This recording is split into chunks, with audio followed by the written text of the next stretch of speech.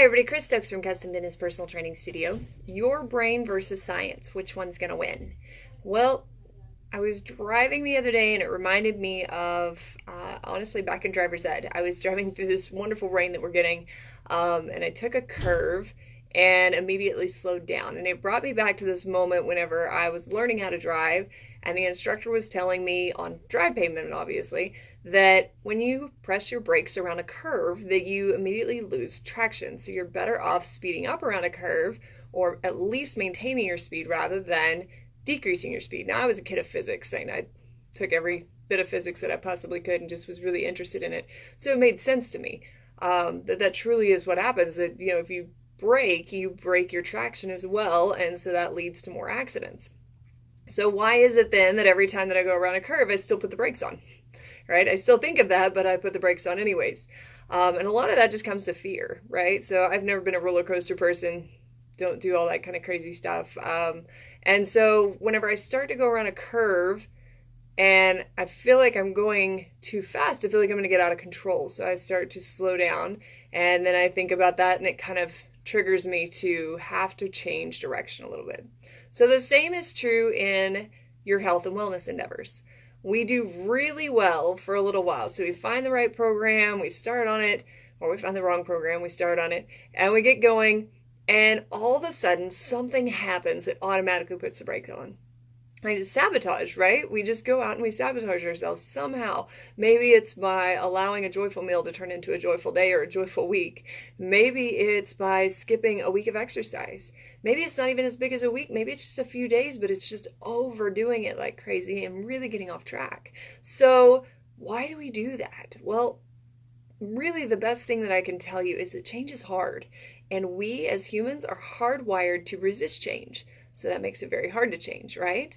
We get very well set in our ways. We were at an expo recently, and I was talking to a friend of mine who also does a higher level of nutrition coaching on a more medical type scheme.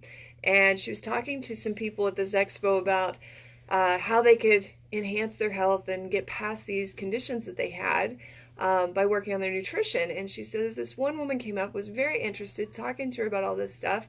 And then she basically just flat out says, I want to be able to lose this weight so that I can go back to eating whatever I want. Well, the problem then is sabotage, right? So we go through and we figure out that we want to be healthy, we want to be fit, we want to be well, but we're not always ready to give up what's left behind, right?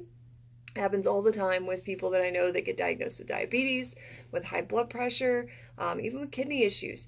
You come up with these things, and at once you feel like, I've got to fix this. But then you start to go into that little kind of mindset of tantrum of, I don't want to let go of these foods, and I don't want to have to think so hard, and I don't want to have to go to the gym and really work on this. And the truth is that in the society that we live in, the way that the world works right now, we have to do that. We have to think about it, we have to plan ahead, and we have to make an effort to keep ourselves healthy. Now, in days long ago, it was just part of life, right? You didn't have restaurants everywhere, and you got to eat out of your own garden and off your own farms and all those kinds of things. You didn't have the opportunity to just sit at a desk for 8 or 9 hours a day. Instead, you were up farming or gathering or taking care of people and those kinds of things. So our society nowadays is different, which leads us to this difference in how we have to approach health and wellness. And health and wellness has to be approached from a position of intention. We have to intentionally put it into our lives. It's way too easy to just go out and grab a hamburger, or go out and grab some junk food, or go to the store and get a Coke.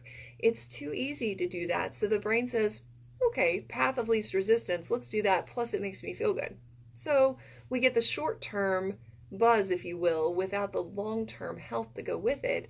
And then one day the diagnosis comes in that you have an issue, or you wake up with these pains that you can't figure out what they're from.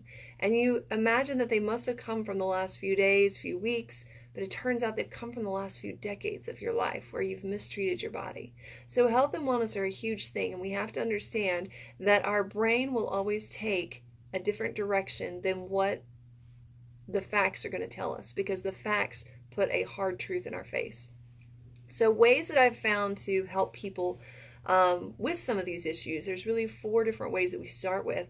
And number 1 is to take small steps, don't leap in. So find what's going to work for you and take small steps towards a bigger goal so that over time you can create consistency to reach that goal, but you haven't jumped headfirst into where you feel like a failure from day one. We want to feel successful. That's the whole goal.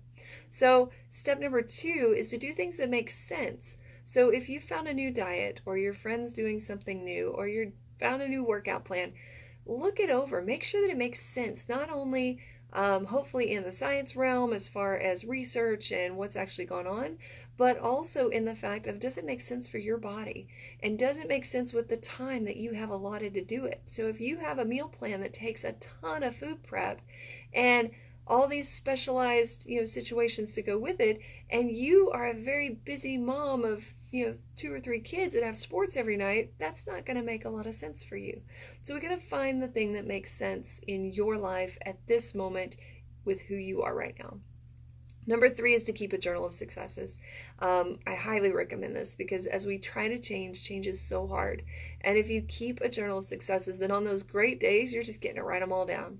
And on those really hard days, you get to go back and look through at all the progress that you've made and make sure that you see the need to continue so that you can find your determination. Because I will tell you that your willpower will run out so fast.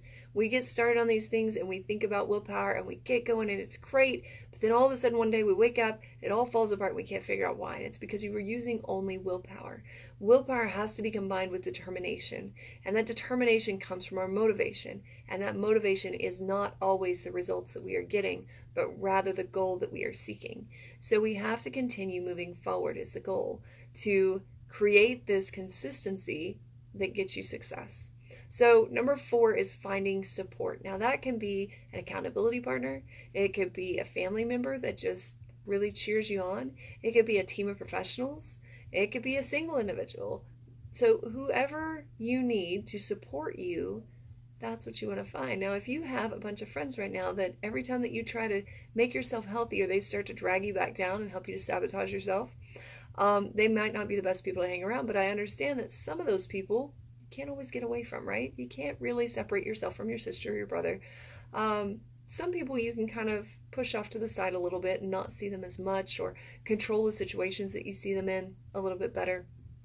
But basically, in finding support, maybe you find some new people to support you. Maybe it's new friends coming in. Maybe it's a new professional to come in and support you. Whatever it may be, find that support, because on our own, we are useless, but together we have so much power, and we have to be able to work together in order to get to where we need to be. So those are just some tips on getting past this sabotage that we put ourselves in whenever the science is backing everything up. We know what we need to do. We know that we have to follow XYZ in order to get healthy and fit, but then the sabotage comes in and just breaks us down. So try those steps today. See how they go. I'd love to hear more about your personal story. Feel free to message me. I'd like to get to know you more and find out what else you'd like to learn about on these Facebook posts. So I am going to put some ways down in the comments that you could get started with us if that's something of interest to you. If you need a support team, we do that. If you need small steps, we create those. If you need things that make sense, we start from foundations and go from there. And successes, we're going to celebrate every one of them. So if that's something that you're interested in, feel free to give us a call, 806-322-3188. And again, I'll put some options down in the comments as to how you can best get started with us. Have a great day.